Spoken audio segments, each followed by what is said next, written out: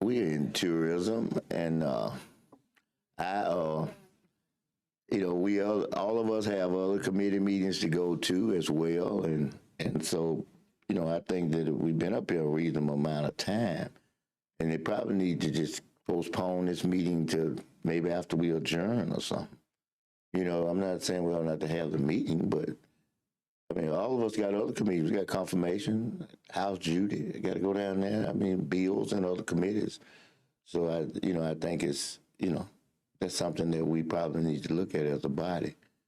I'm not talking to y'all. I'm talking to these folks in the other rooms, in the other little meetings, that they need to hear us. Somebody need to call and tell them that, you got 1, 2, 3, 4, 5. We had 6 senators sitting around here since a little bit before 1, and some point in time, it's time to go.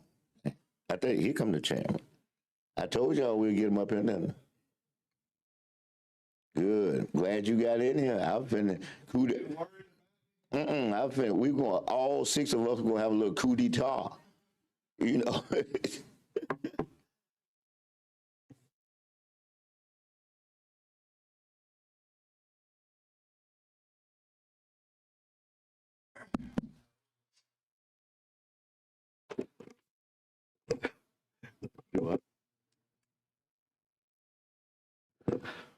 All right.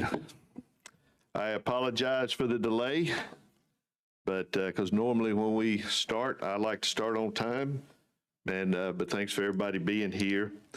What we're fixing to do, we have signed up for a public hearing on 151 and 152. What I would like to do is, as we get ready to start, this is everybody? Okay. And so what we'll do is Ms. Lewis will call your name and you will have, go ahead, sir. What is the procedure for this meeting, from beginning to end? What is your thoughts and your procedures? Then what we going to do and not do today at this meeting? Senator, at the present time, things are in work in progress. The sponsor of the bill had to step out for a minute. So if you'll just bear with me till he is able to get back here, and we'll go ahead and get started with the public hearing and hear what the public has to say. And then at that time, then we'll go ahead and proceed on. Proceed on mean vote on it? No, sir, I'm not saying that at this time. I want to wait, if I could, until the sponsor gets here. And so. All right. Is there any reason why our caucus was excluded from this meeting? Because we haven't been invited. We don't have a representative or anything. And I mean, I'm just gonna be very frank and honest, sitting in here in front of any and everybody. Yes, sir. You all may be planning to do this without us, and that's fine too. But if you are gonna have us involved in this process, we don't need somebody to bring something to us and convince us we ought to do or not do something. We need to be in the middle of it germinating and becoming whatever it's going to be. And I want to say that openly right here. That no, we don't want to be. I said it on the floor all the time. I said that the first time we see something is at the committee of the whole, and then for some reason, I guess it's not a reflection on you, and it ain't a reflection even on just this bill. But why would people think that we are supposed to support something that we ain't had nothing to do directly to developing it whatsoever, when it has a direct impact? I got the senator to my left. He's got one of the areas and facilities that's been established for, 20 years? 20 plus years. I'm in an area the same way. Some of these folks you got in the meeting ain't even got nothing in their area that pertains to this. Nothing. And yet they're going to make a decision for me and my people on that end, and I'm supposed to go along with that? That's not the proper way it's done. So that's why I asked that question, because Those are good questions. yeah, I asked that question, and that concerns me. The other thing, of course, I need to be here, and I got a bill in House duty, and if and that's at 1:30, and here it is. I thought we was kicking off at 1, and I had no idea that we actually thinking about doing something other than this public hearing on a bill that we ain't even seen. I ain't never seen anything that's coming here before. I ain't even had a chance to go over, I had a chance to ask questions, to do anything. No, I can say now I cannot and won't support something like that, and I don't even know what it is. No, but thank you for allowing me to speak, Mr. Chairman. Go ahead.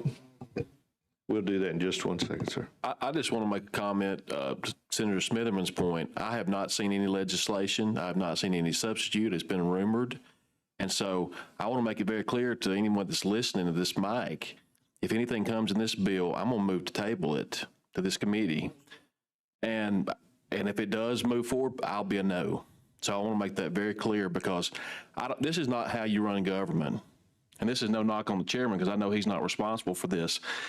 This is not good government when you bring a bill that's 130, 140 pages long that nobody's seen, and people working behind the scenes 23 minutes late to bring it to committee and expect us to vote on it. Are y'all kidding?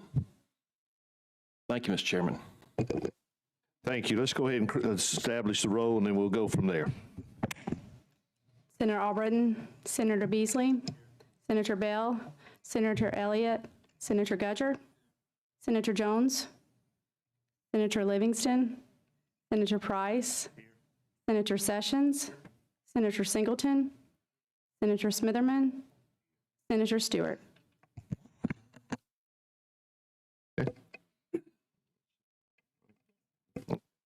All right, we have a quorum. And so what I'm going to do is we will go ahead and get started as far as the public hearing, and we go from there. You'll have 3 minutes. At the 30-second mark, Ms. Lewis will raise her hand, and you know that we're winding up. And I hope that everybody will work with us to where we can move through that. Mr. Chairman. Yes, go ahead. Before you start, in all due respect to you as the chairman, everything that I saw on this meeting was to be announced. Didn't know what bill was going to be here, didn't know it was going to be a public hearing. I had people out of my district calling and wanted to speak on a public hearing. I couldn't even let them know it was going to be a public hearing. And so I just think it's unfair, as Senator Smith, for those of us who've been toiling and carrying the torch of gaming. Senator Beasley across the way has a facility in his district. We've been toiling and carrying this torch for years, and we're not even involved in it at all. I think that's totally unfair. And Mr. Chairman, I think that you are a very fair man, and I know this is probably not the intent. I know that there's some real people back there dealing, and probably not even on this committee. And probably going to be some sure no votes. I don't care what you bring out here. And we're allowing them to set the tone. When we got a bill that came from the House that we should be considering right here today, and if they want to bring some substitute on the floor like anybody else, or bring it. But I don't think we should be waiting on them to get a product out that came from the House. That's the bill before us. And I think that's unfair to this committee, and it's unfair to the people of the state of Alabama. Thank you very much. Thank you, sir. Senator Jones? I see about 6 or 7 on the list to speak. If it'd be acceptable with you all, I would ask the chairman if we give them each a minute to speak, and then I'm going to move to adjourn. Fine with me. Senator, I'd like to go ahead, and if it's all right with you, and let's give them the 3 minutes, and then we'll move forward from there. Chairman, this is your committee, that's fine. I just don't want to give people the time to finish putting something together that we haven't seen and get up here and try to ram it out with a quorum. I understand that, sir. What people sit here and talk about on a bill that we ain't even going to deal with. Senator, you know, and I know the bill that came to us, it was HB 151 and 152. And so that's the bill that we'll talk about today. Thank you. Go ahead. Mr. Chairman. just quickly, I'll be quick. Go ahead, sir. Also, in conjunction with that, to get up here and speak about something that ain't gonna even be put in the bill. Because if they back there working and these folks ain't spoke to us yet, it's hard for me to understand how they're going to even know what these people going to get ready to say. This just almost like a little baby sham. You know, they just up there talking and expressing themselves, but they back there putting it together on whatever they're using to do it. So I just want to say that. Thank you for giving me the chance. Thank you, Senator. Brian Harden. Thank you, Mr. Chairman. Members of the committee, my name is Brian Harden. I'm Director of External Affairs for the Alabama Farmers Federation. The Alabama Farmers Federation opposition to gambling is rooted in our members' values. Our members believe gambling is bad public policy because it hurts families, weakens communities, targets the vulnerable, and fuels crime. In short, the costs far outweigh any potential revenue. The Federation supports full enforcement of Alabama's laws related to gambling. Our members favor increased penalties for illegal gambling and greater accountability for local law enforcement. We reject the premise that legalizing criminal activity reduces crime, whether it be increasing speed limits to accommodate reckless drivers, granting amnesty for lawbreakers, or altering the state constitution to legalize gambling. Before we gamble with Alabama's future, I encourage you to consider the failed promises, declining benefit, and increased costs seen in other states. They're learning what we already know. If you gamble long enough, you lose. Thank you. Mr. Chairman, can I ask the gentleman a question before we leave? Yes, sir. Go ahead, Senator. 4 years ago, when we did this bill, did not your organization get a position in the gaming bill to help develop a property that y'all wanted in Clanton? No, sir, we did not. So We've been opposed to gambling. Alpha was not in the Dale bill. Yes, you were, sir. No, sir. Our position has always been opposition to gambling, and that's where we stand today. Now, I'm going to pull that bill and let me bring y'all back out here publicly and show you where you were in that bill, okay? Now, the other question I do understand that y'all just had a recent convention out in Las Vegas. So Alpha Insurance does provide incentive trips to agents that meet and exceed sales goals. Was that in Las Vegas? So there was a trip in Las Vegas. So y'all chose a gambling state that's somewhere that y'all don't believe in, but you went to Vegas to have that trip. When you could have chose any other 50 states, but you chose Vegas. So why would you go to a state to where your agents can be in peril or be tempted to do some gaming and y'all go to a place like that? We don't believe this is the right policy for the state of Alabama. Thank you, sir. No more questions. Thank you. Thank you. Go ahead.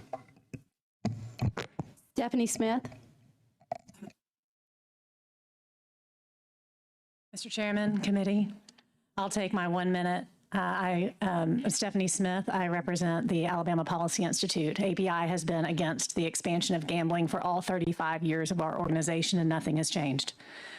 The House bills that may or may not be before you are a huge expansion of gambling. The false narrative that they curtail gambling in any way is just that, false. It actually expands gambling 1.5 million%. The societal consequences of the expansion of gambling are serious and need to be addressed in any legislation that comes before the body.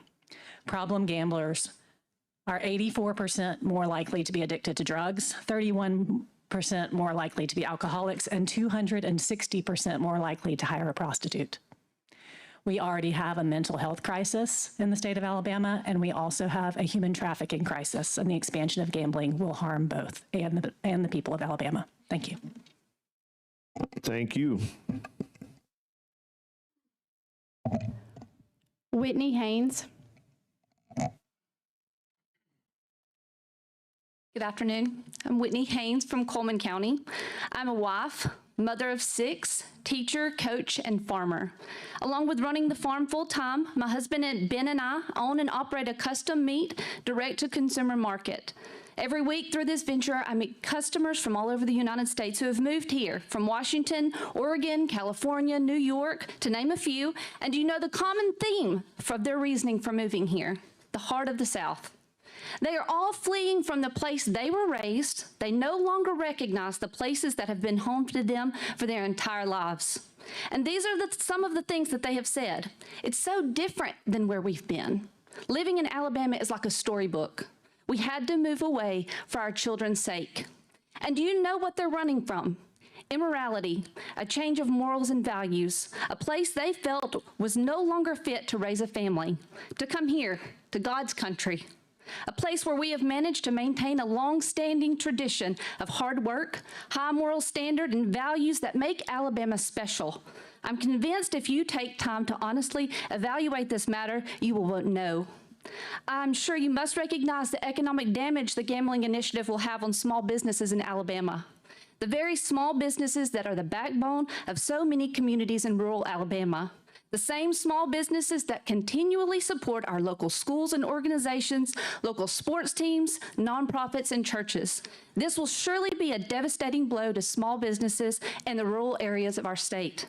What may be viewed as cheap entertainment for some will in fact make victims of so many children in our state, while some chase an easy dollar in a game they are intended to lose. The poor will only get poorer, the quality of life for so many Alabamians will rapidly decline, and we will begin a swift deterioration from which it may be impossible to recover. As a mother and educator, I implore you, do not allow anyone to prey on the already impoverished people of our state by dangling a lottery ticket in front of their noses. In the current economy, most families already start to struggle to provide for their children. In a day and age where we are pressed on every side to loosen our stance on a number of moral issues, there's a large group of people all over the country that crave to live a life that we are able to live here in Alabama, where a good life can be built by the sweat of our brow and hard work, where children are protected and can hope to build a life of their own someday.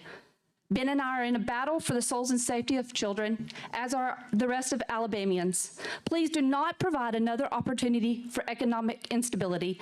Instead, focus on putting Alabama men and women to work, focus on keeping our communities and cities safe, focus on the people of Alabama, the people and places you have taken an oath to serve. You, ladies and gentlemen, have been tasked with making decisions that affect the future of this great state. Please do not ever forget the things that have and continue to make it Alabama the beautiful. Thank you very much for coming today. Greg Davis.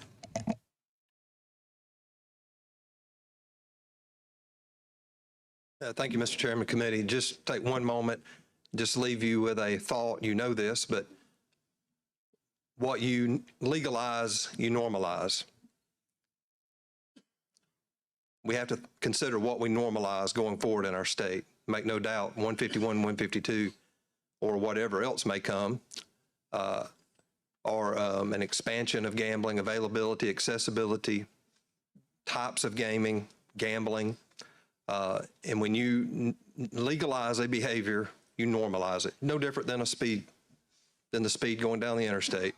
People drive 55, the speed limit's 65. Well, if you change the speed limit, go up, everybody drives faster. You normalize a behavior, and more people will be exposed. They won't realize there's a danger to it. Gambling is addictive. The American Psychiatric Association now recognizes in their latest manual gambling addiction in the same level as it does opioid addiction and other substance abuse addictions. This is addictive, and let's be very careful what we normalize in our state going forward, for the sake of my kids, your kids, grandkids, great-grandkids. What you legalize becomes normalized behavior. Thank you. Thank you, Greg. Don Siegelman.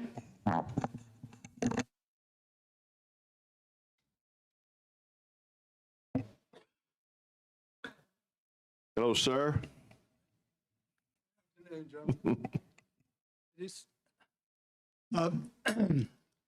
I'm here to take a little different stance. I am for a lottery, just not this lottery.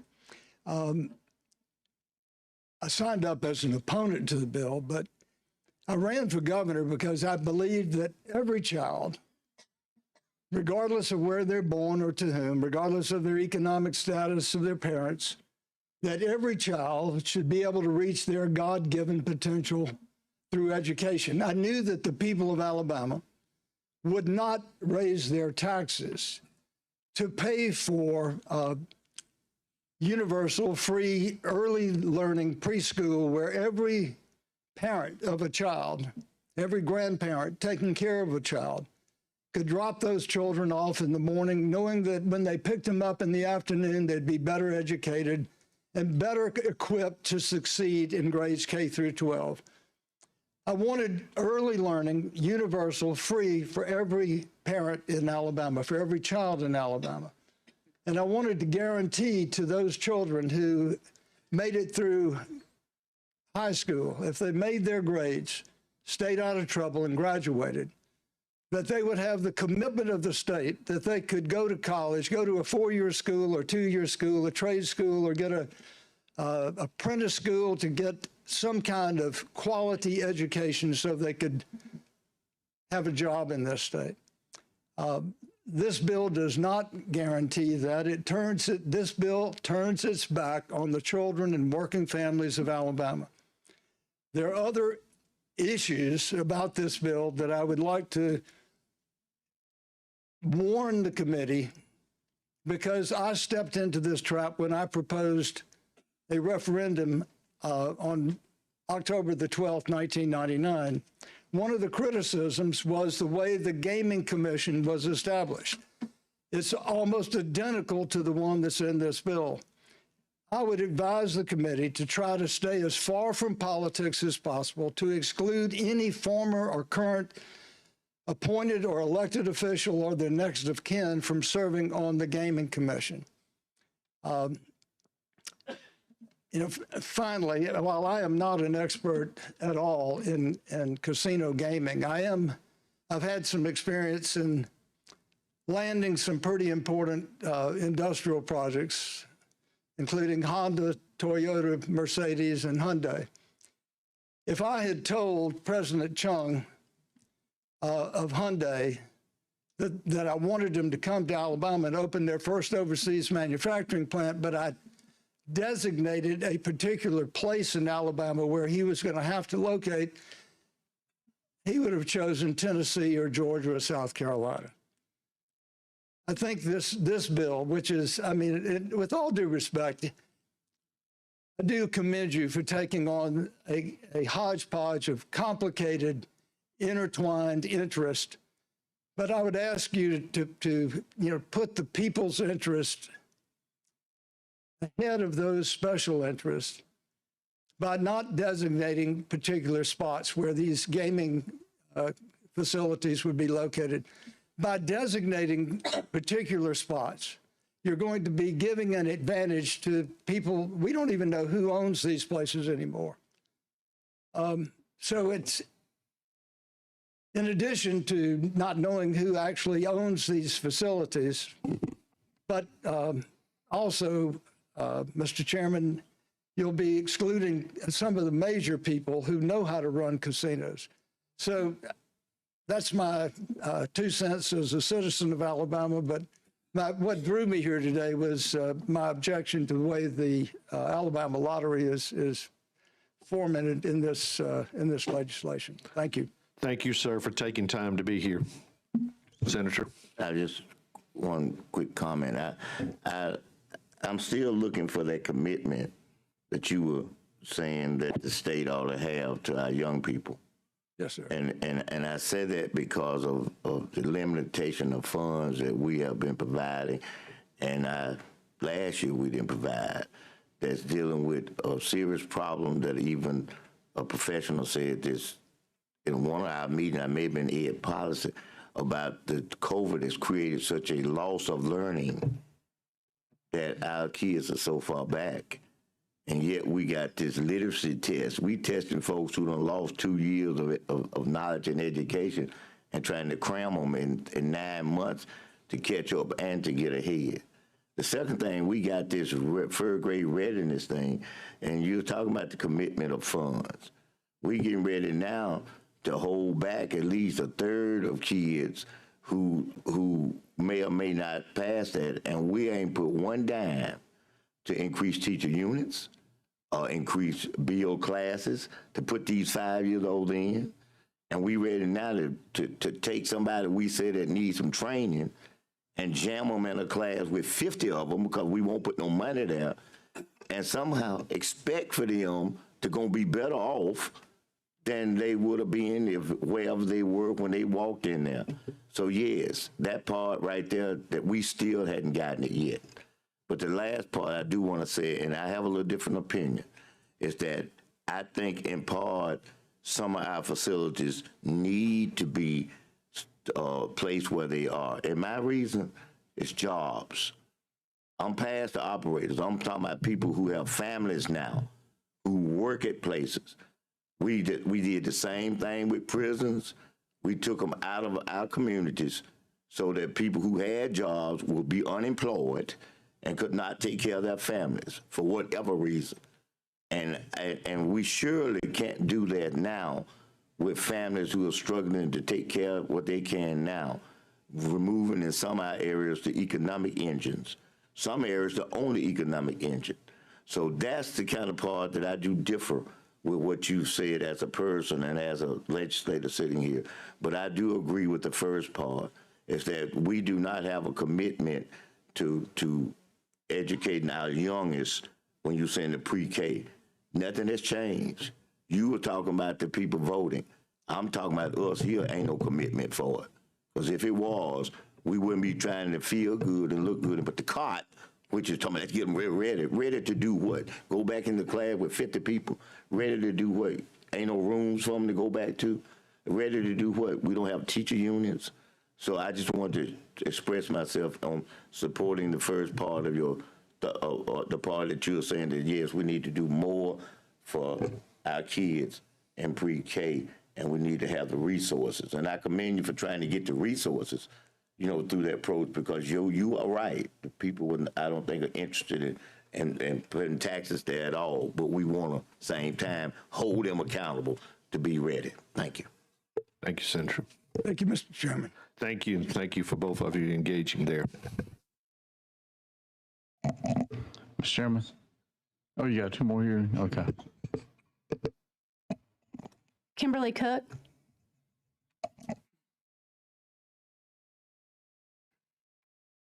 Good afternoon, Chairman, Committee. Thank you for hearing me today. I am a Vestavia Hills City Councilwoman, and every decision that I make for my city has three important points to it: health, safety, and welfare. This is why I'm asking you to vote no on a Birmingham casino and sports betting, because they will not give my community any one of the three of these. First, health. As addictive as cocaine, gambling drives people to anxiety, depression, and suicide. People who live close to casinos, and that would be Vestavia Hills if this passes, are most at risk. Second, safety. When a casino comes in, it provides cover for trafficking. Vestavia sits on I-65, and we're already dealing with this. Putting a casino in Birmingham creates a ready market for traffickers of drugs, women, and children. Third, welfare. Sports betting apps advertise to kids and quite literally takes their lunch money. Payday loan sharks, pawn shops, these are the businesses that one finds close to casinos. Casinos might bring in tourism, but not the kind that will eat in our restaurants or shop in our stores. Recent cell phone placer data from the Pearl River Resort in Mississippi shows people go to and from home mostly, and the only restaurants that they go to before and after are McDonald's and Waffle House. This is actual cell phone data from the previous year. They are predominantly age 35, African American, high school diploma, and under the average household income, and this is in Mississippi, mind you.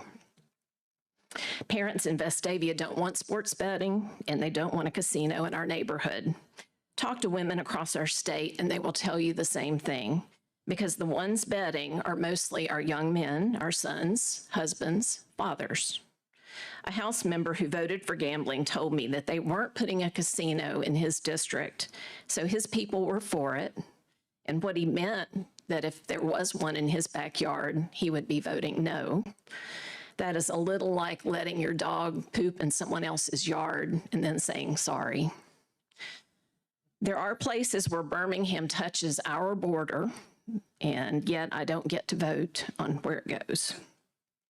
The press says there is a substitute bill, as many of you are aware, and this bill, we won't even get to see it before it's voted on. This is nuts, and it isn't right. It's not right for the people to not know what's in the bill before it gets dropped and before it's voted on the next day. The women in our state do not want this. I just came from the AFRW meeting, and we passed a resolution opposing House Bill 151 and 152. Thank you very much for your time. Thank you very much, Senator. Thank you. In all due respect, I respect anybody's opinion and how they feel about it, and I do. But I think if you look back on the course of history, since I've been here, nobody's never dared to mess with anything Vestavia wanted to do, whether they agree with it or not, because that's that city's choice to do what they do. My record speaks for itself. Every bit of local legislation that you all have done, I've supported it because that's what y'all want to do. And I think it's wrong to step over into the city of Birmingham and try to control what this city do when you don't even live there. I think that that's wrong. And I think that it's out of character to do that. And I think at the same time, that's that city's decision. That city council there has their own autonomy to make decisions about that.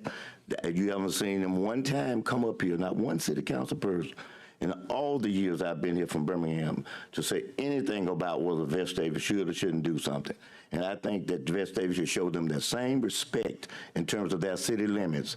If they don't want it in the city, surely you all should control that.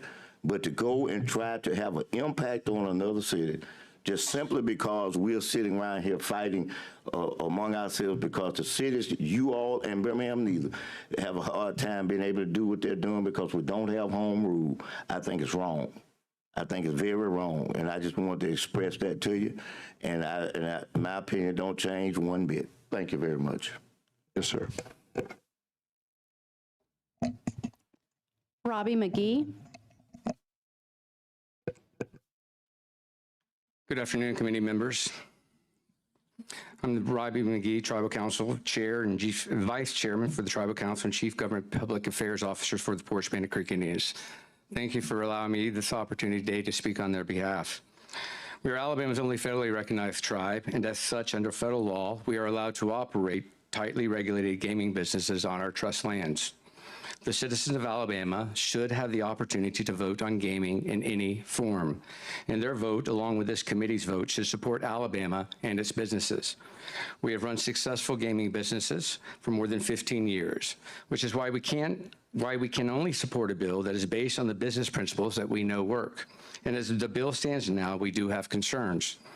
We can't increase our profits if there's a negative impact to our existing operations, nor would we be able to invest millions of dollars into another location without protecting our existing revenue streams, which is why we cannot support a bill that does not take basic business economics into considerations.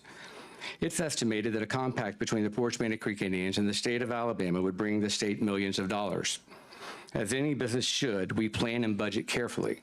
But this bill at this point does not specify any timeline for the compact negotiation to begin, nor to be completed, and that would make it hard, if not impossible, for us to either plan or budget. We have a solid record of creating jobs, spurring economic growth, and reinvesting our profits right here at home. We think that that should count for something. And from a pure business perspective, we believe it's important for the state to deal with Alabama owners who don't just fund their businesses, they run their businesses, not nameless, faceless investors with a management team from out of state. We have created 4,000 jobs and have reinvested over $1 billion into the state. And I am sure we are not the only Alabama businesses who have created jobs and invested in their operations that could be negatively impacted by this legislation as it stands now. Earlier at the beginning, Senator Beasley, Senator Smitherman, Senator Singleton, and of course, Senator Albritton, Senator Sessions, you were mentioning that you have facilities in your districts. Shouldn't Alabama legislators be focused on protecting those jobs? We ask that language be added for existing gaming establishments the opportunity to submit one final bid exceeding the highest bidder in Bills 151 and 152. It's important to us as a people to be successful and to use what we have to build a better Alabama. Like many of you, we want to be part of a gaming plan that does just that. We hope those concerns will be heard, and thank you, and that changes are made accordingly. Thank you.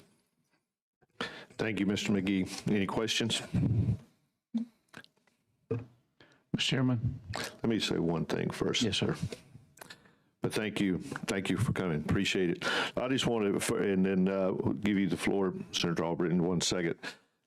First of all, I just want to say, I want to thank everybody that took time out of their day to come and be a part of, to be with us today and express your views and your feelings, and we appreciate that very much. And I can guarantee you all of those things, especially for myself, and I know some of my colleagues will be taken into account. And as we think, there's a lot of work that has gone into this piece of legislation over the last few months, and there's also a lot of work as far as through my colleagues to try to make Alabama a better place, and a better place as far as in the gaming industry. And I understand that we differ on some of the things that, and so what we have to do now is to look and see what will be in the best interest of the people. The other thing is I do want to apologize. I'm one of those, if we say we're going to start at a certain time, we're going to start at a certain time.